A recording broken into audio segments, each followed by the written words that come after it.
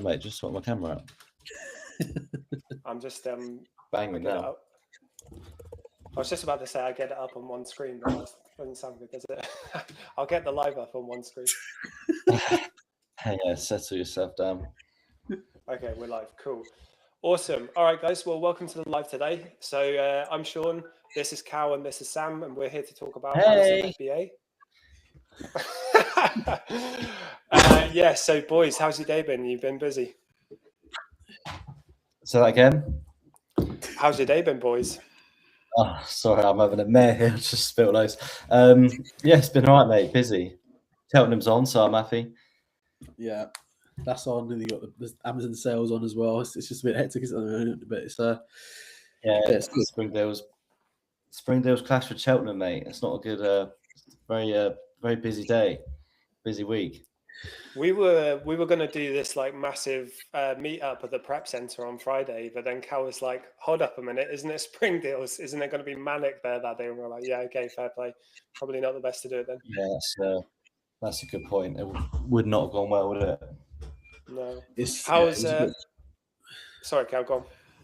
No, I was just going to say it was a bit crazy today because that was the people that didn't have Prime or the people that got delayed shipments. I guess it would all come today and tomorrow.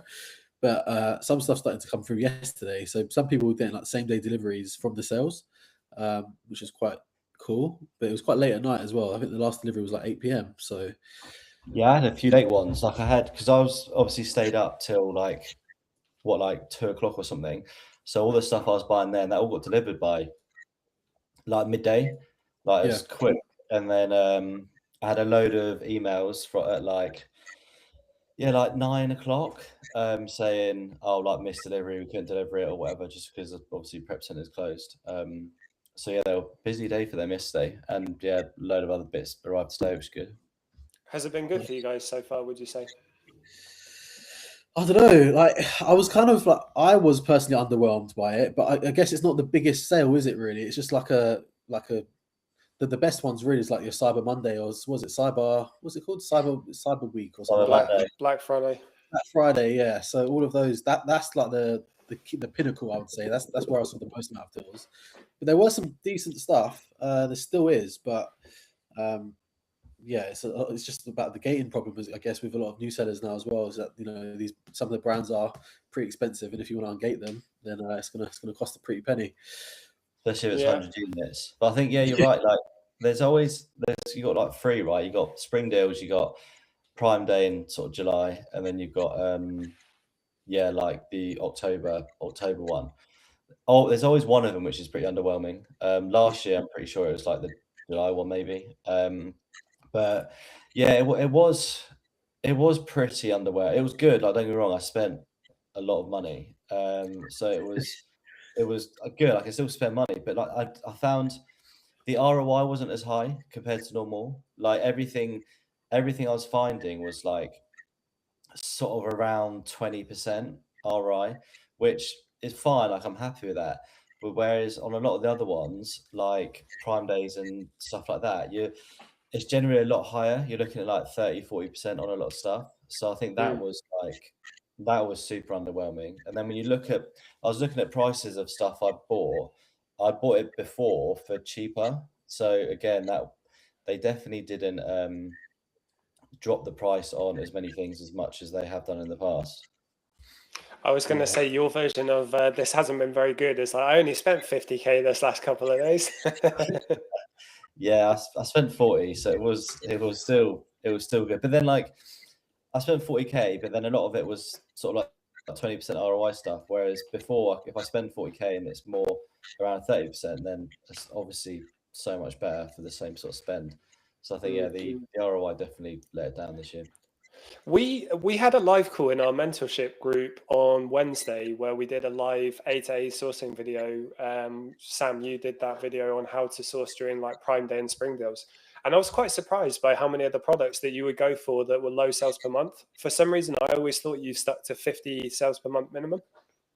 No, I don't really care how much it sells, to be honest with you. I think most of the time, it depends what category. Like, I don't want to say too much, but like certain categories are very there's quite a few products we found in the mentorship call actually, which within this category, and they were all fairly low selling, but it's a category which people just don't tend to sell on for some reason. I don't know why, because it's a pretty good category. Like, you don't really get returns, and it's just pretty steady. The graph's always steady. You don't get loads of competition, and it's just decent.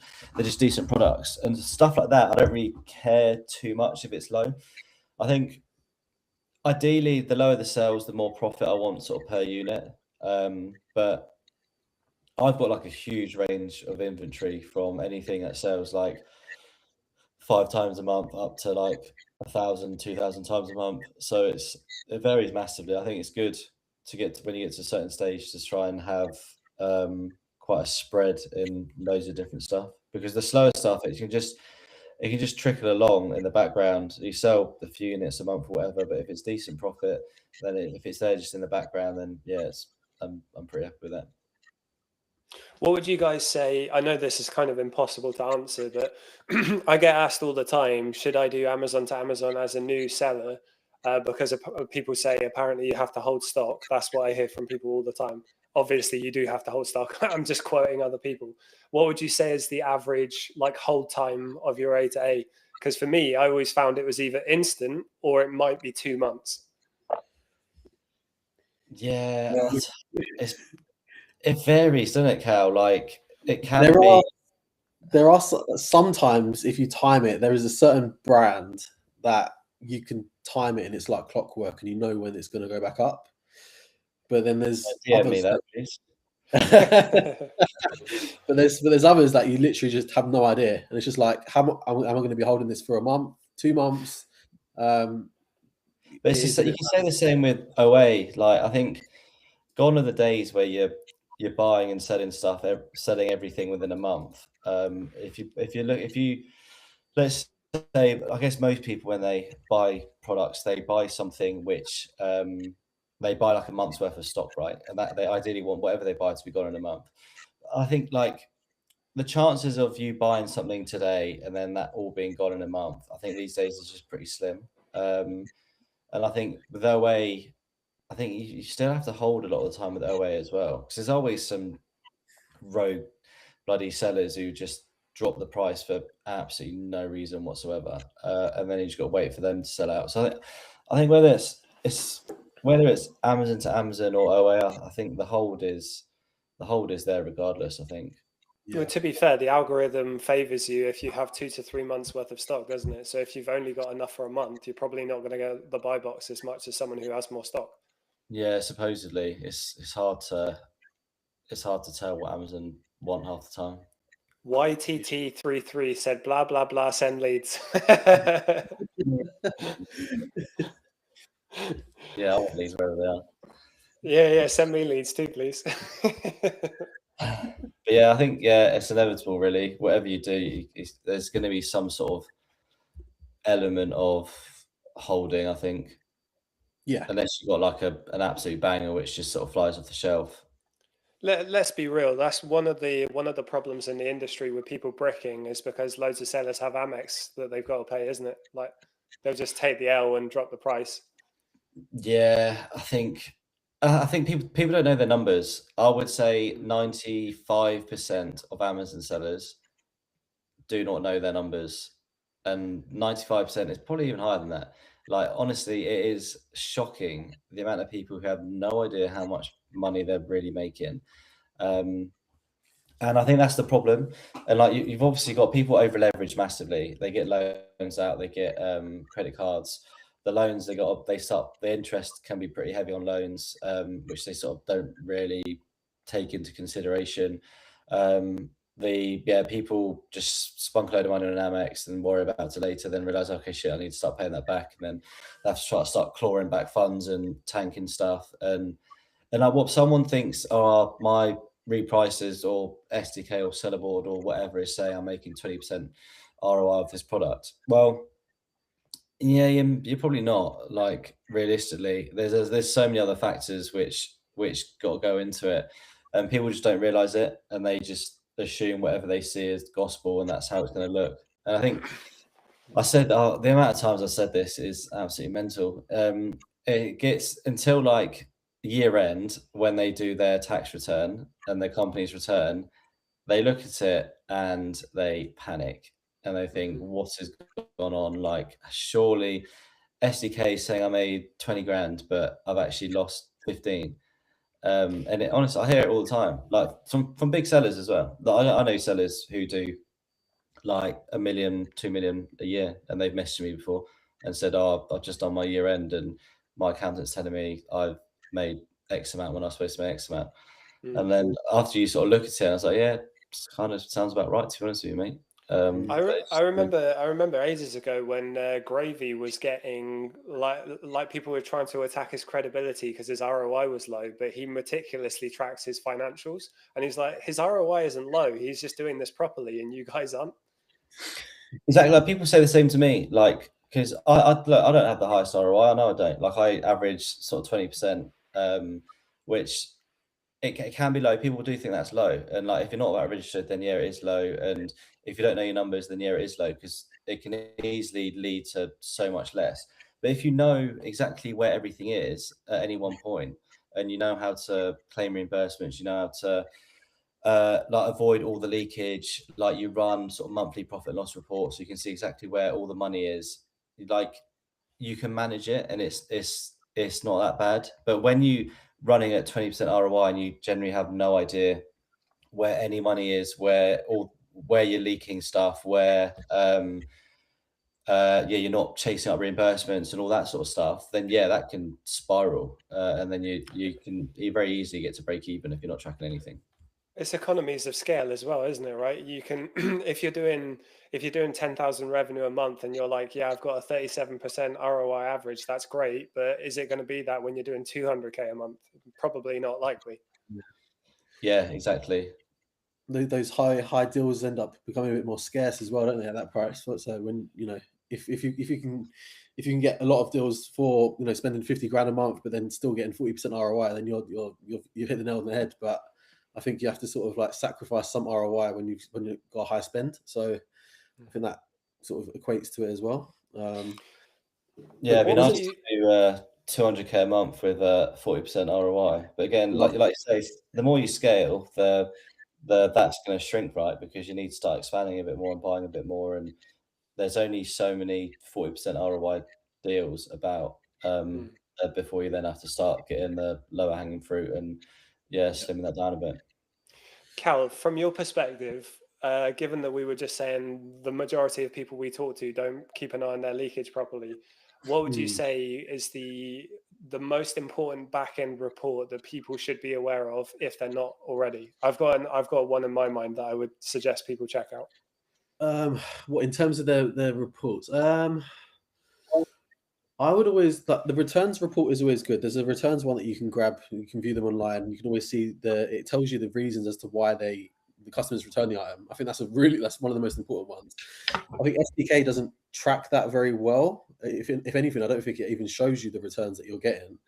And that's just like mismatches, things like where if you do have a VA that's doing your purchasing for you, making sure that they are buying the right products and everything is matched up accordingly, because that will impact massively on your returns.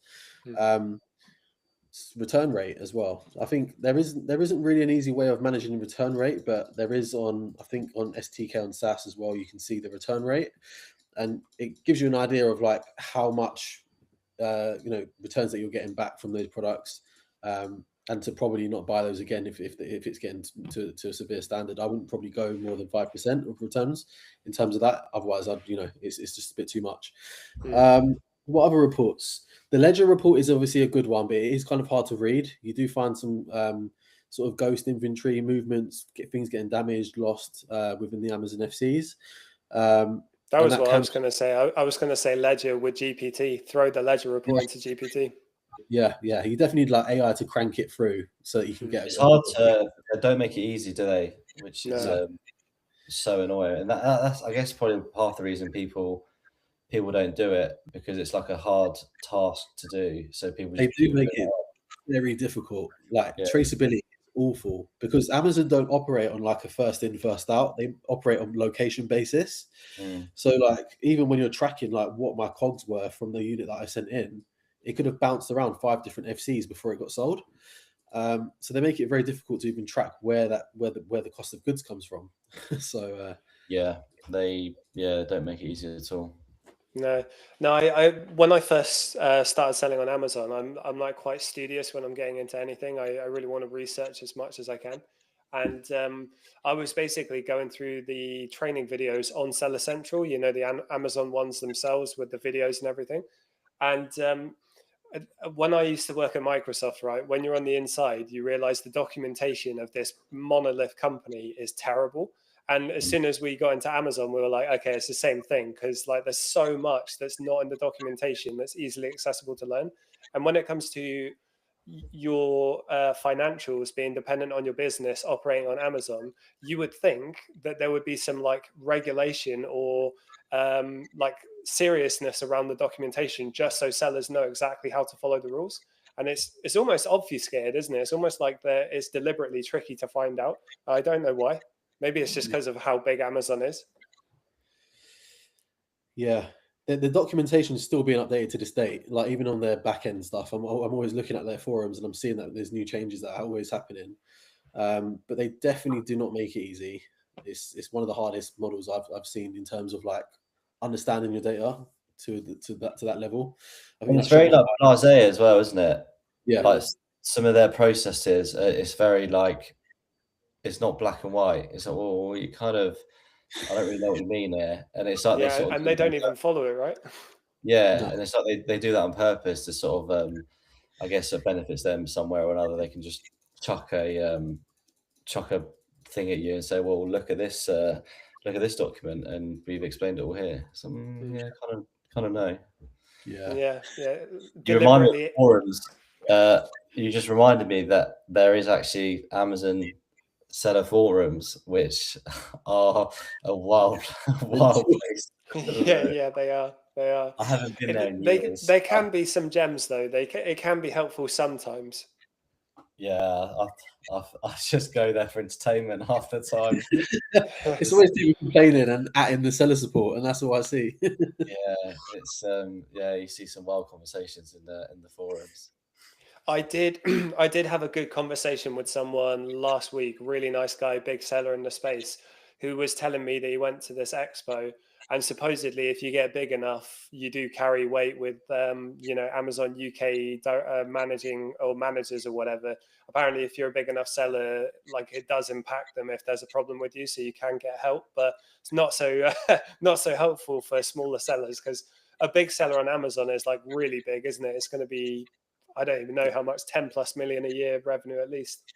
I would have thought so. You can do like they always have these programs though, don't they? Like I can't remember what they're called now.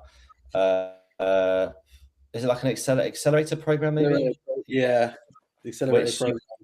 Which you can pay to join, and it's like some obscene fee every single month, and you get like a dedicated rep or support person or something like that. But comes off your revenue.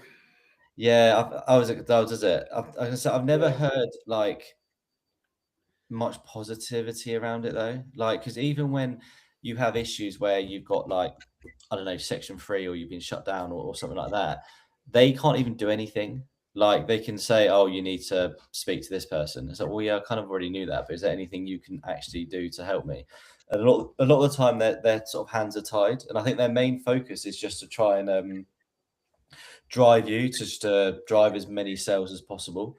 And they don't really care or interested in your bottom line or anything. It's just to push you to sell as much as possible. But I think that there's like different levels to that. Like you got the first basic one, which I've not heard too good things, and then you got like another tier, and I'm sure there's probably like another tier after that, which is where like you got your real big sellers, right? Yeah. Jeff Bezos's quote was, "Your margin is my opportunity." So I think I think that support system comes off your revenue, and from what I've heard, it's really dire, like really heavy cost. But they say they guarantee you'll never get banned. But it's like, yeah, but if you're not making any money, is it worth it?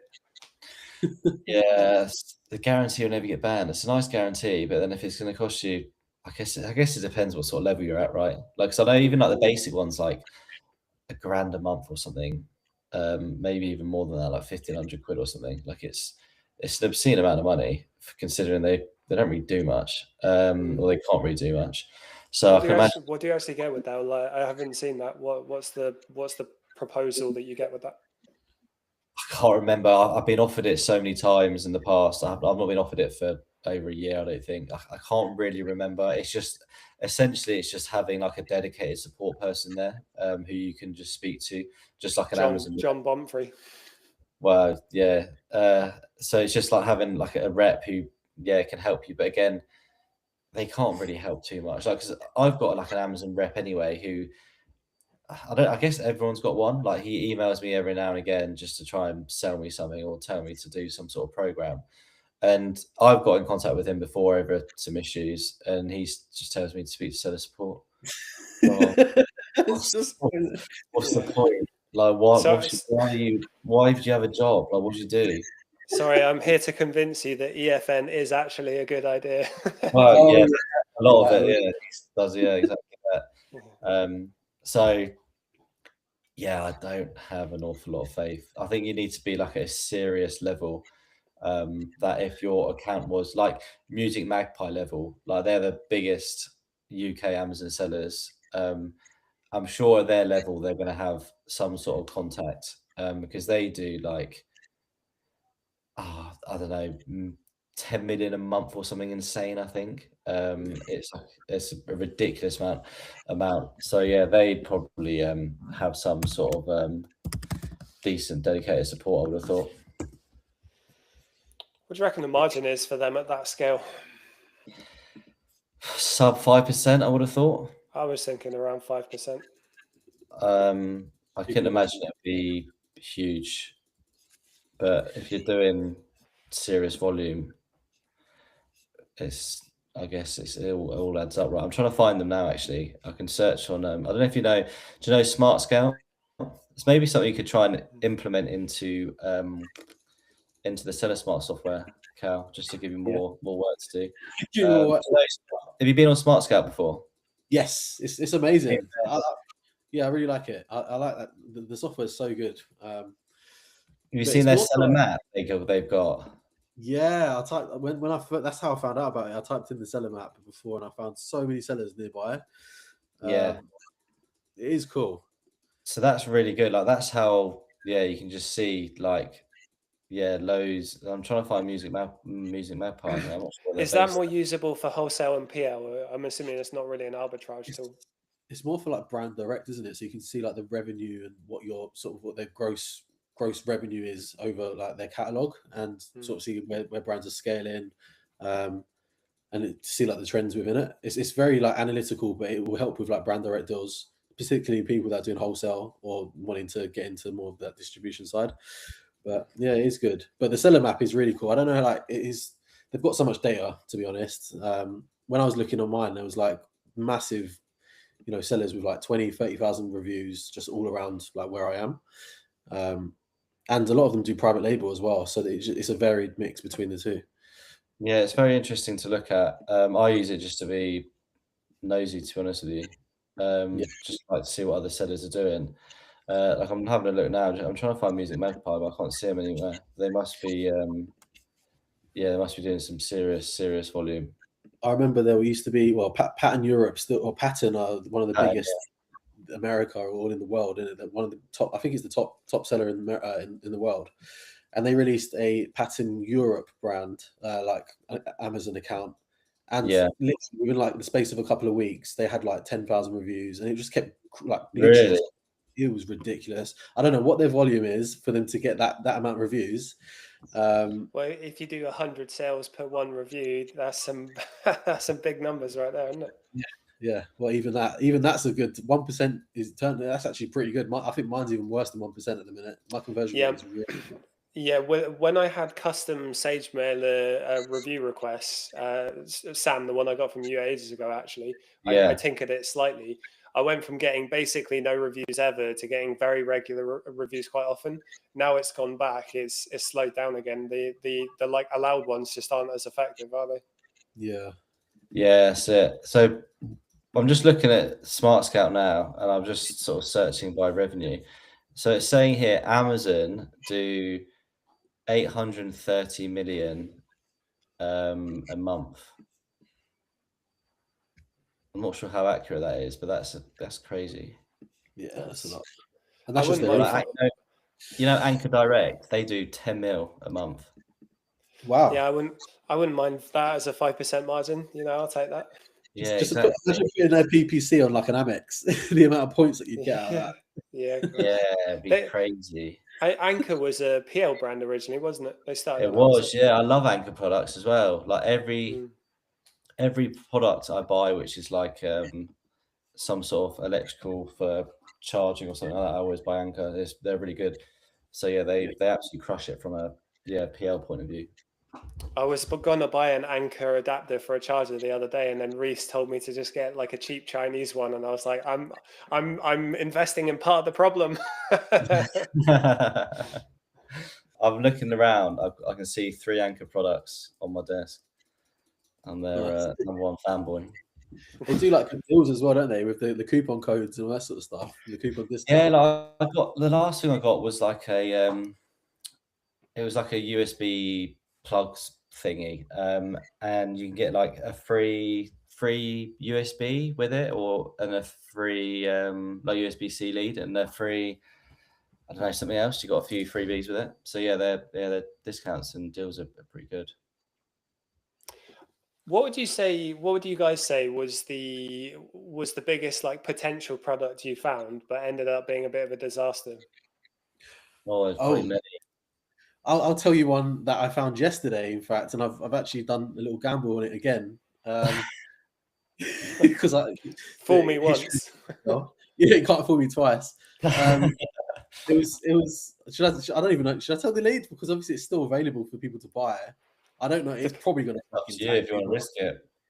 Well, it's what, are you scared of telling all 10 people in here? I know, right? Well, stop. Hopefully it fucking sells. It was like, do you remember the Remington stuff like last year? Yeah. And they just like the seller count just went phenomenal on that one. Yeah, I think everyone lost money on that, but it's gone up by like another 20% on the buy box, £65 or something now. So I was like, okay, let me just give it a go. Let me give it a punt. So we'll see. But I'll take a look. The straightener, yeah. Yeah. Yeah, I mentioned that one in the live call we did yesterday in the mentorship. Like, okay. That one, yeah. I think that is a banger. Like, honestly, I do. People laugh at me. It's a sick deal. Like, I buy it every single time it drops. Every Prime Day, every Spring Deals, every October, Black Friday, whenever it drops, I buy as many as I can every single time. Yeah. Like, it's sick. You look at the graph. Yeah, you're going to get 100 sellers on there. At one point, there was 220 sellers on there, which is hectic. But the velocity is great. Yeah. They sell out so quick, and every single time the price recovers. Like, without fail, it's never, the price is never not recovered. You just got to hold out. That's what I mean. And like, I was looking at the graph recently when it last dropped in like October time. It recovered like almost within like 2 weeks. Like, it was at a decent like 30% ROI after like 2 weeks. So then if you wait another 2 weeks, it's probably gonna be like 40% or something. Like, it's a banger, mate. Yeah. I lost money in the last go. I think my stock arrived a bit too late, and I was like, "Oh, there's too many sellers now." Yeah. But, how often is it that people have banging A to A leads and they just don't hold out for 1 or 2 more weeks for that price to come back, and they sell it too low too quick? Yeah, I guess the Amex problem as well, isn't it? Like, people need to get cash back. People get impatient. Like, don't get me wrong, I've done it loads of times. Like, there's a guy who I speak to a lot, and he's known. This guy will just hold shit for forever, and then we always laugh at him saying, "Oh, he's always the highest price on the listing, and he's waiting for bloody 2 years, and he'll sell that at a decent price." And the amount of times I've sold stuff where I went on the same listings, on loads of listings, the amount of times I've sold stuff at like I don't know, 20% ROI, whatever. And then 2 weeks later, he'll send a message and then he's somehow hit like 30, 35, 40% ROI just because he waited that little bit longer. And he does it every single time. Do you think as an average, he actually makes more money than you? Because obviously he's holding up his cash and he's paying storage fees. It's a hard one. Like, it's a conversation we've had before. Like, what's better? Is the volume better, or is the holding out, getting the higher price and doing sort of less volume better? So it's a hard one, really. Like, I guess I don't know. I don't know. It's a tough call. It depends. Like, they're two different business models, right? So it depends what sort of model you're after. Like, if you do rely on a lot of capital and lending and stuff like that, it's not really a business model you can do. Whereas if you've got pure cash in the bank and the paying off cards and stuff like that isn't an issue, then yeah, you can do that. And I think they're both good in their own right. I guess it just depends which one you want to choose. And yeah, which one's profitable? I don't know. It's like chicken or the egg thing, isn't it? It's just a sourcing style, isn't it? Like, the more, if you are more prone to holding out, that you don't have to source as much, I guess. But then if you want that velocity, then you've got to be churning through products. Like, you've got to be sourcing a lot. So yeah. I genuinely, I think it's impossible to know which is better, because you have no idea how long you're going to have to hold, because maybe the product comes on offer again and then more people join when it looks like it's about to recover. You just don't know. Yeah, exactly. Yeah, and like, there's been times as well where he's held for ages and then it's just not gone anywhere, and he's ended up selling for like the same, if not less than I had, like when I sold 2 months ago or something like that. So there's swings and roundabouts with it. It's it's a tough one to call, to be honest with you. I'm thinking, Cal, sometimes when we do these live calls, when the software's publicly visible to people, we should do a good session on every podcast where we do some live sourcing for 15-20 minutes and give people in the chat the leads. Yeah, that'd be cool. Yeah, that would be cool. That's how I found one of the mentorship leads that I posted. I know we're not a lead provider, but I thought that was a pretty good banger for that marketplace. Was that French one? The labels. I couldn't find any more though. I literally couldn't find any more of them. But it wasn't too bad for like a small sort of group that we've got. It's not going to tank. Hopefully, if they do, we'll come after them. But do you think the model is still there, where if you find a really good product that's very profitable from the EU, you could just go to European companies and say, hey, buy this in bulk for me, and you'll sell it in the UK. Do you think that's still viable these days with Amazon's supply chain chasing? I don't know. Like, so when we were doing like EU A2A, and that was strictly our sourcing methods, there were ways back in the day to use an EU like distributor or prep center, get all of your stock delivered there and then pallet it over to the UK. And it could be more cost effective to do it that way than having to pay import fees on every single transaction. But it does mean having to have like a lot of Amazon, Amazon accounts that you can buy in bulk. So there were ways of doing that, but I'm not sure. I'm not really sure about the current landscape as it is. There's order limits and everything. Because I'm hearing all the time that even like established UK wholesalers, Amazon are just clawing, trying to get all the way up the supply chain, and they're calling the suppliers directly now. I speak to so many people. It genuinely seems like wholesalers is a bit more risky than retailers these days, just because of the supply chain chase. I have more issues with wholesale than I do with online arbitrage. Like, for almost everything, like, it's just the whole invoicing side of things. I always have so much issues with wholesale. Like, I use this example a lot, but if I've got one product from which I bought from John Lewis, and I've got another product which I bought from ABC Wholesale or whatever, and I get an authenticity complaint on both of them, I know for a fact I will clear that John Lewis one like first attempt, if not second attempt, like that's gone.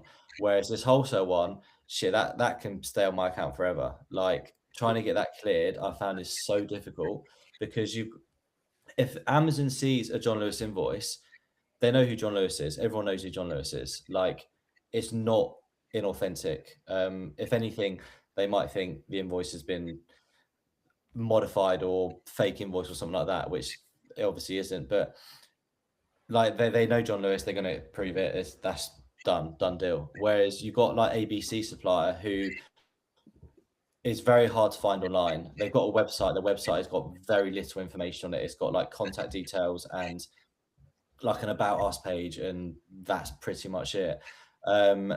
It doesn't give Amazon any confidence that they are a big wholesaler, they know what they're doing or anything like that. So I think it's very hard for them. So the only option they then go down is, well, I want their suppliers information. And so, well, they're not gonna give you. They're not going to give it to me. Like it's the dumbest question in the world. Like what? I don't understand what you're expecting. So I have so many issues, and I think brand direct is if you're going to do sort of like wholesale, you want to do wholesale brand direct, because that way that issue's it's no longer an issue then, because you're getting the invoice from, I don't know, Sony or Samsung or something like that. But let's be honest, I was getting brand direct with those two. But you know what I mean. You're doing very well if you can afford that. Yeah, but you pay some hefty old orders for them. Neither, welcome to the live, mate. Thank you for joining. Hello, mate. How you doing? I had a question while you were talking. It was the whole supply chain chase. Yeah, it's really changed the game. It's changed the game. It's like, this is the thing with selling on Amazon. Like no business model on it is the same as it was 3 years ago. PL because of PPC has just gone through the roof. Wholesale because of supply chasing has changed drastically and gotten more expensive. And OA, I think ungating is going somewhat back, more back to normal, but I am seeing reports of people being regated. And regating usually, I would say, at least when I started, was only an issue during Q4. So now if they're doing that more often, that's a challenge in itself. But it's business, isn't it? No matter what business you do, there's always going to be challenges that you have to overcome. 100%. Like you got to pick your battle, right? They've all got their bonuses, they've all got their weaknesses, and it's just deciding which one you want to go down. Is like it's any business as well. Like even comparing private label, wholesale, and all that, they've all got their weaknesses. But then even any other business as well. Like I know people who run, I don't know. Well, I don't know people I've seen online, like people who run like it could be like drop shipping or like a service-based business, and they use like Stripe or something, and they've got hundreds of thousands in their Stripe account, and Stripe saying, "We're not going to give you this to you, and we're going to stop trading with you and close your account down." And then it's like, well, like you're stuffed as well there. Like there's almost every business model there's going to be some sort of problem you're going to have to face. So it's just picking your stresses. I think that the worst business model I ever did, I used to bought a thing called Vivi, and it was like NFTs that you could trade, and you'd top up money like to get gems in real currency, and then you'd sell those. You'd basically get the drop, so that something like a sale would happen at a certain time. You'd rush to your phone and click a button, and you used to be able to bot that, like, and have like hundreds of accounts doing the same thing. And they caught onto it, and they started blocking accounts. And there was one time that I got caught with like 50 different accounts, all had real money in it. I think I lost like $2,000 like within an hour. I was just like, I was fuming. I was like, it's just like, that is so risky. But then the rewards were good. So it's like, where's the balance between it? And it makes you just hit them harder because of that. So, where's the legalities as well? If you've got real money tied up in it, surely you could claim that back. It went to shit because I think there was issues with it in terms of getting your gems out. So you couldn't actually withdraw money, but you could sell them to someone else. So there was all these like groups on Discord or Telegram that you could buy the gems off of you and then give you Bitcoin or Ethereum. But then the moment that there was like a cash out was available, that's when the whole market crashed and went like, really bad. And I don't even know if that app exists anymore. But back then it was crazy. Those drops were nice. That's what I mean. Like they've all got some sort of problem. Like you might be thinking you're starting a brand new business and it's all sunshine and roses, but you'll hit a problem eventually. It'll come. Do you know what I think is the biggest scam these days? Is like every government in the world seems to be pushing for a cashless society, and yet if you're a business and you, like we had the other day, someone bank transferred us to Wise, and Wise took £9 for the satisfaction of doing it. If you're having a cashless society, how is using that society at a fee? How is that a thing? It's crazy the fees. £9 for a bank transfer. Oh mate, honestly, I was like an old man yelling at clouds. I was so mad about it. In America, they charge as well, don't they? That's why everyone uses Cash App. You can't do bank transfers in America. Mental. Like, they do. They have they got like Cash App and like, is it Vimo or something like that? Venmo. Venmo, yeah, something like that. Because I remember, what did I do? I don't know. I remember speaking to someone or doing something, and I was confused. Although my friend's Canadian, and I was speaking to him, I was like, "What do you mean? Like, you can't just send that person money? Like, what? That's just mental. Like, this just like we've been doing that for bloody as long as I've been born, I think." Yeah. Do you know in China they don't actually have any Western bank cards because they have managed to create their own version of Visa and MasterCard. So Is it WeChat? Huh? Is it WeChat? Is that the WeChat is the WhatsApp alternative, and they've got like everything like YouTube and all of that. WhatsApp, they've got alternatives. I'm googling what it's called, but basically, China realized that even if a transaction was hitting New York for the stock exchange for a split second, they were paying all these fees. So they just built their own system, and now everyone in China uses Chinese ones, which are cheaper. Europe is talking about making one as well, which loads of people are excited about. Shite though, wouldn't it? whatever money you send you'll be taxed on it or something. They'll bring out some dumb rule which will just make it completely shit and pointless. Well, it's inefficient, but one thing I like is they do like to regulate corrupt elements of business a lot more than the UK, but you can't really say that many good things about it these days, can you? The inefficiencies is just crazy. Well, yeah, exactly. Still, we don't have to deal with Stripe whilst we're Amazon sellers, and I can tell you from my drop shipping days, Stripe is a horrible platform to have to deal with. Yeah, I've not heard anything good about Stripe, to be honest. The same with like Monzo, actually. I always hear so many negative things about Monzo. There's like a Facebook group called like Monzo owes me money or something like that, where there's just thousands of people on there where Monzo have just sort of closed their accounts down and they're just not letting them have any money at all. My account actually got shut down by Monzo about 3 years ago, and that was to do with me buying Bitcoin.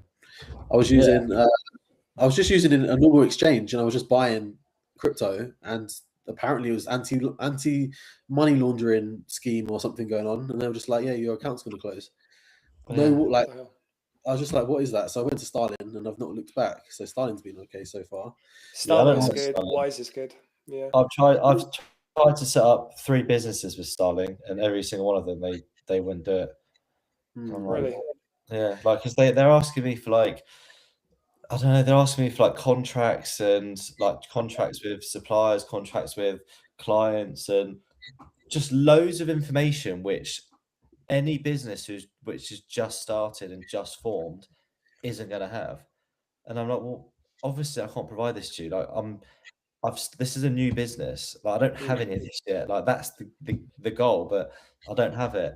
And they're just like, yeah, not interested, not going to work with you. So whatever. Yeah, so Revolut got their banking license, their full banking license. You saw that today, yeah, on the news. Revolut, I like that. You're a proper editor, aren't you? You've got the "lut" in your mind, not Revolut. Sorry, say that again. So they got their banking license. Yes, they got their full banking license. I don't know if it was today or if it was yesterday.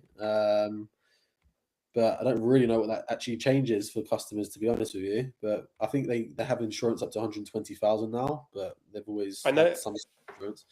I know James Sinclair promotes them all the time, so they must be offering him a killing for it because he always does as for Revolut. Yeah, Revolut's pretty good because they got like it's good for like exchange rate and stuff like that, right? Like foreign transaction fees and stuff. I think it's pretty good. Not as good as our exchange broker in the free Discord community though, that you can get to, link in the bio. Plug.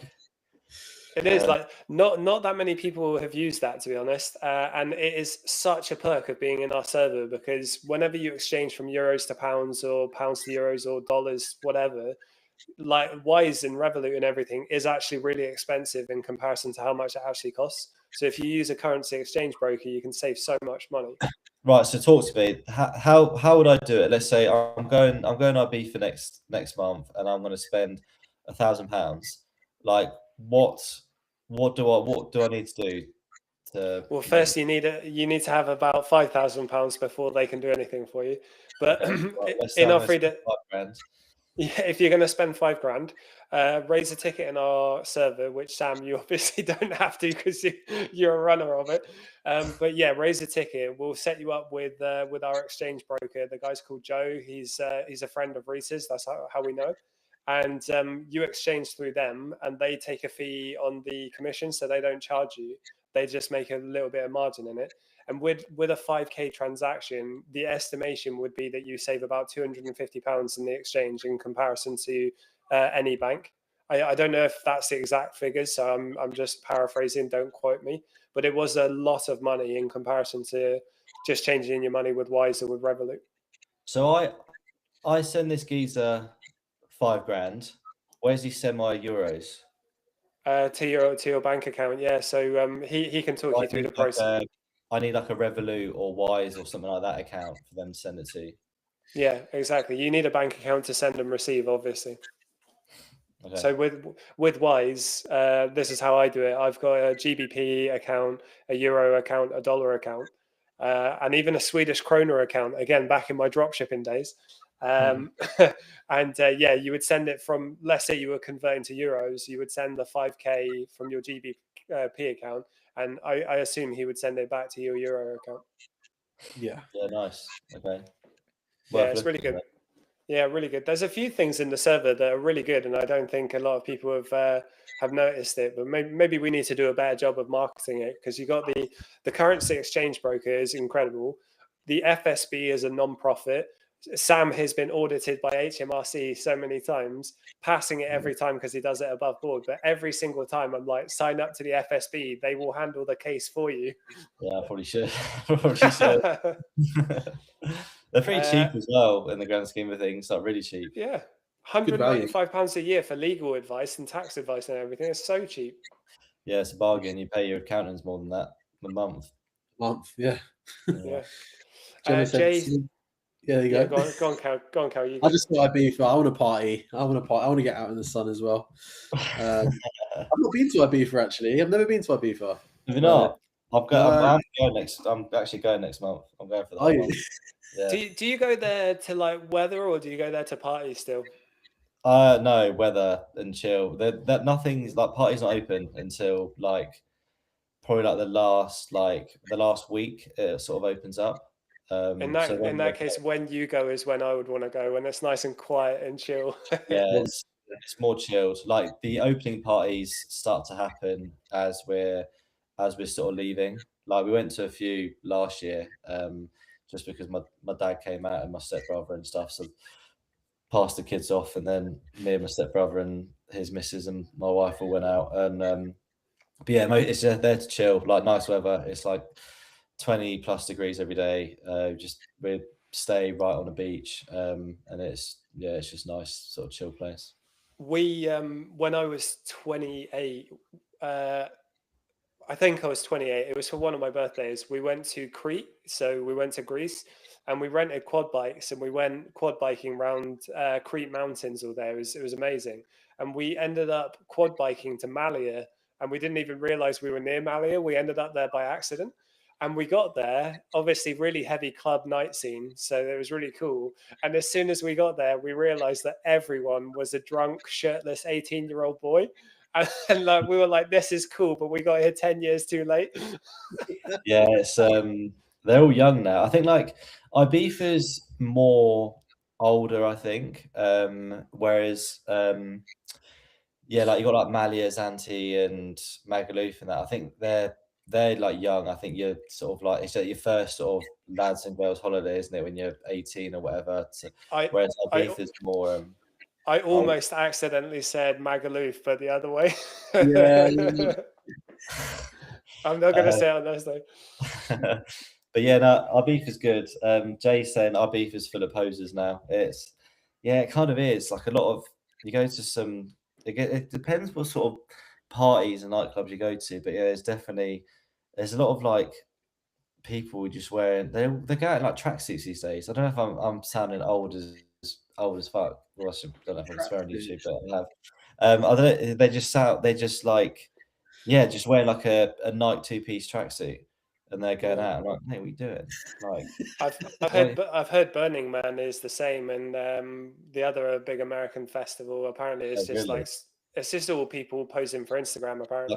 Or was it Coachella? That's like a proper pose. Coachella, yeah, that was it. Yeah, it's a proper pose. That looks like hell. It's just like influencer central. Like I could not think of anything worse. You know what we should do? We should go to Coachella with our Revoluts. Yeah. Revolut. JB, So, what part of the is that? I guess Gemma B. I assume that's the one and only JB, right? yeah. What part of the island? So I go like near like San Antonio Bay. Oh, mate, have a conversation with Gemma. If there's anyone who's on TV in the UK from Essex, or if there's any celebrities, somehow she knows him and she's hitting him up in the DMs. That's so funny. Amex Flight Hope, of course, JB. You know me. All on BA Avios. Don't pay for flights over here. Jay Lovey said, prepping my first shipment, breaking a sweat here. Yeah, mate, that first one is an interesting one because, like, to be real, you don't know what you're doing. So you're like, am I doing this right? Am I scheduling this right? And then you forget to schedule the UPS collection afterwards, and no one comes to pick up your parcel. I bet you're breaking a sweat today at Cheltenham. I hope you had a good day. I managed to win everything I lost yesterday, so that was a plus. I'm sure you did a lot better though. Can I ask a very dumb question? When you say Cheltenham, I'm assuming you mean horse racing, right? Yes, I do, mate. Right, so you're putting a monkey on the ponies. Yeah.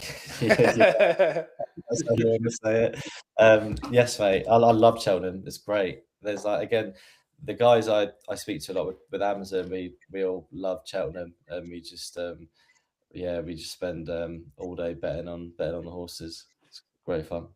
I've had so many I have an addictive personality, and I thank you Jesus every day that gambling was never one of them, because that's a rough hole to go down if you go too far. It can be bad, yeah, it can be real bad. Like for me, I don't gamble much, like, to be honest. Like Cheltenham I do, Grand National I do, and apart from that, probably like I don't really gamble, to be honest. It's literally just probably Cheltenham and Grand National. Otherwise, I'm not doing it. Whereas before, when I lived in Australia, I used to gamble like all the time on all sorts of Australian racing. It was great fun, but never like to a point where I was losing loads of money. It was just like the odd bit here and there. But I was at a casino for a stag do once, and actually, I love casinos.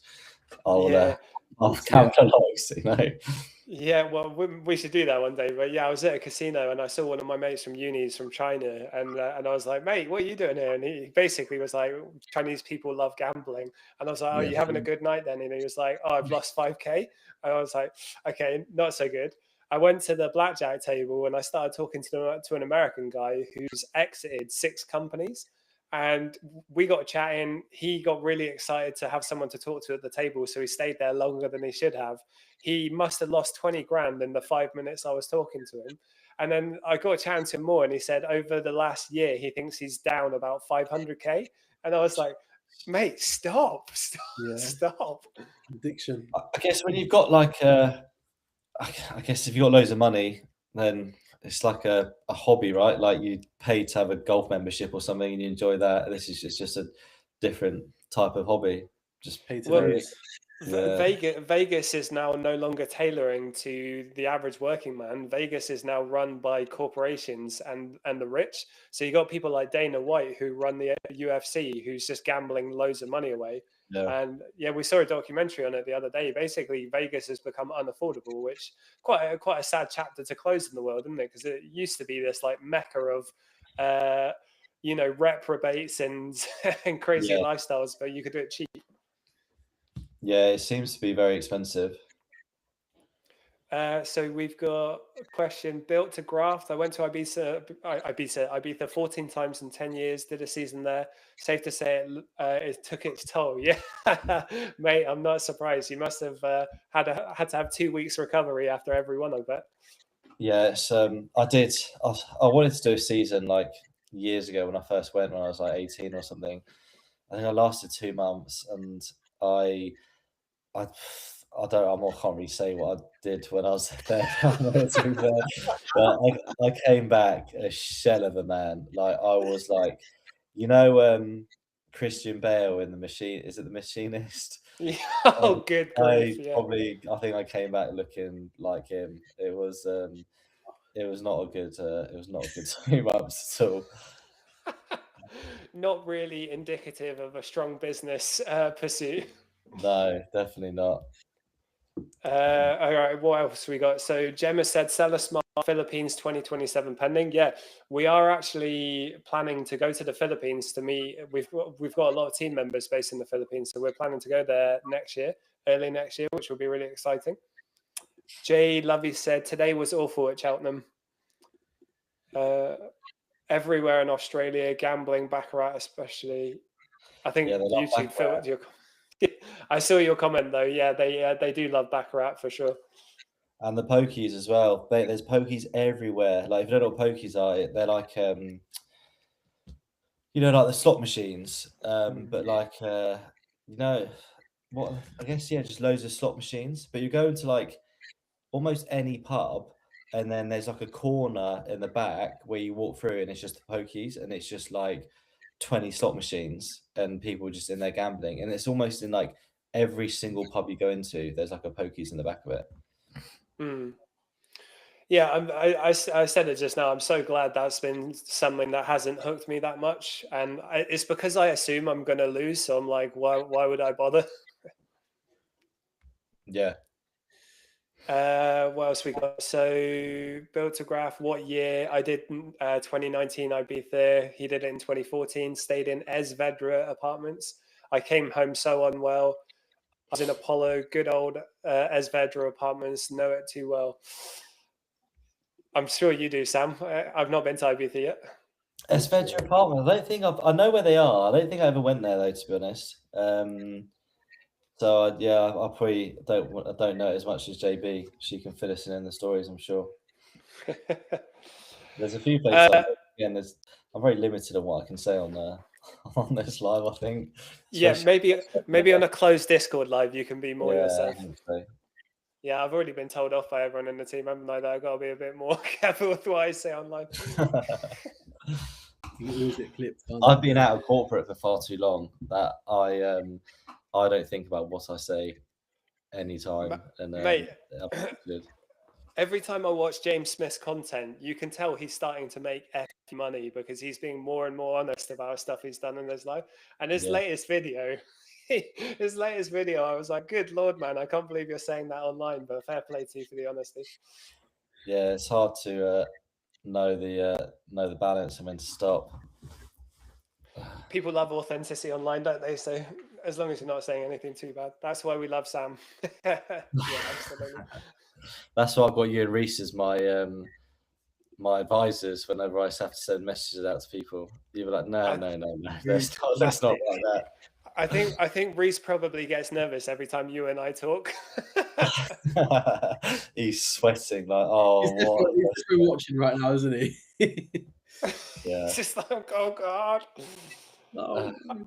All right. So when we've got the software out, guys, back to Amazon. When we've got the software out, we will start to do some live sourcing videos. I think Cal had an offer for some people, but it's been fairly quiet in the chat today, which to be fair is because we've been a bit inconsistent. I have a pregnant partner and it is challenging to be consistent if I'm required. But yeah, we're going to be letting more people into the software in the coming weeks. So be sure to sign up to the wait list. And if you're interested in signing up to our free Discord, link in the bio. And if you want to work with us one-to-one, we have an amazing mentorship. And Cal here has been working, like you've been putting crazy hours on the software recently, haven't you?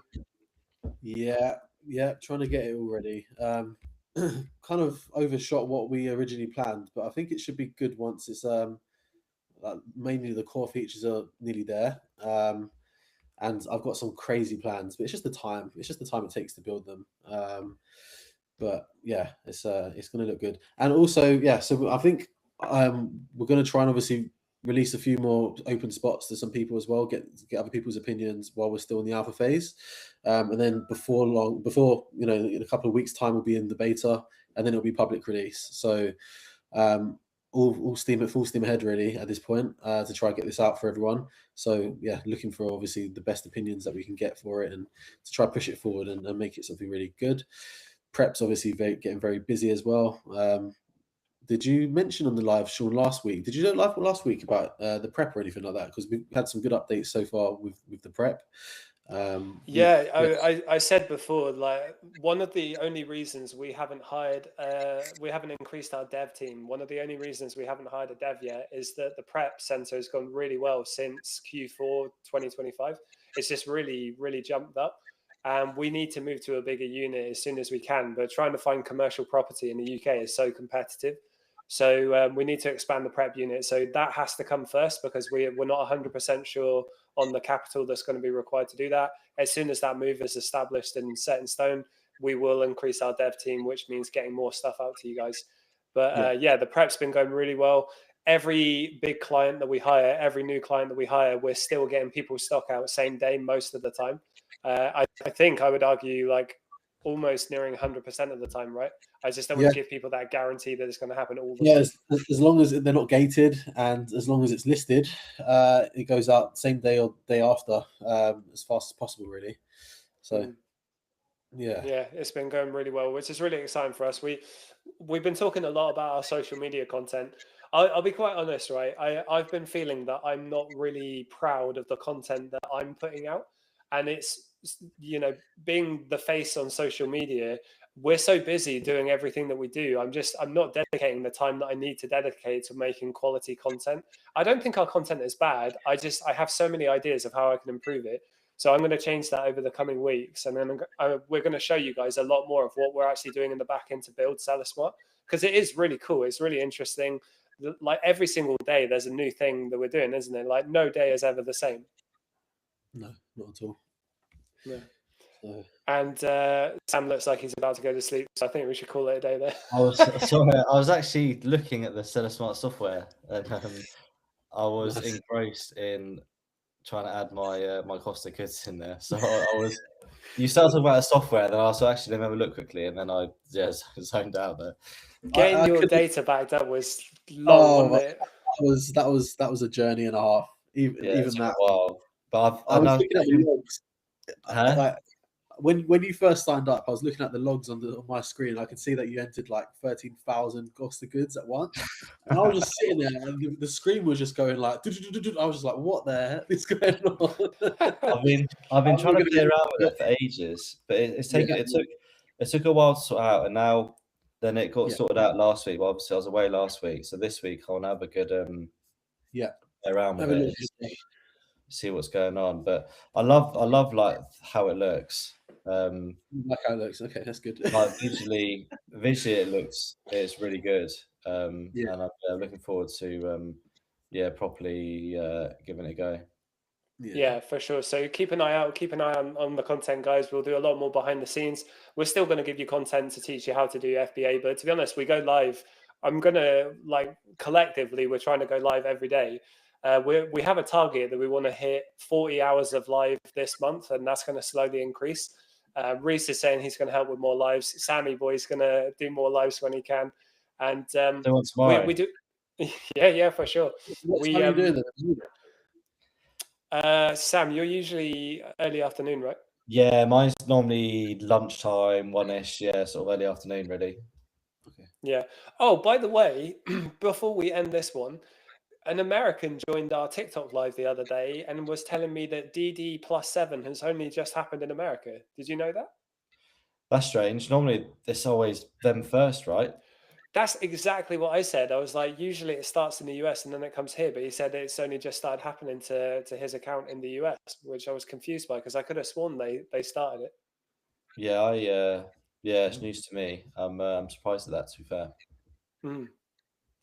Cool. All right, guys. I really appreciate everyone joining today. It was a little bit of a quiet one, but again, it's because I wasn't consistent and I missed last week. So I'll try to be more consistent. We're going to try and find a way to go live on YouTube more often, which I'm going to keep you guys posted. I'm not going to say because I don't want us to get in trouble in the back end. But Gemma is saying smile for Insta story, Sam. So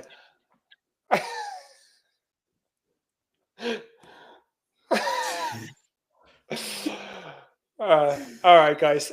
Thank you for joining, and thank you everyone who was in the chat today watching. I appreciate all of you. Thank you, guys. See you See soon. you later. See you. Bye. Bye. Bye.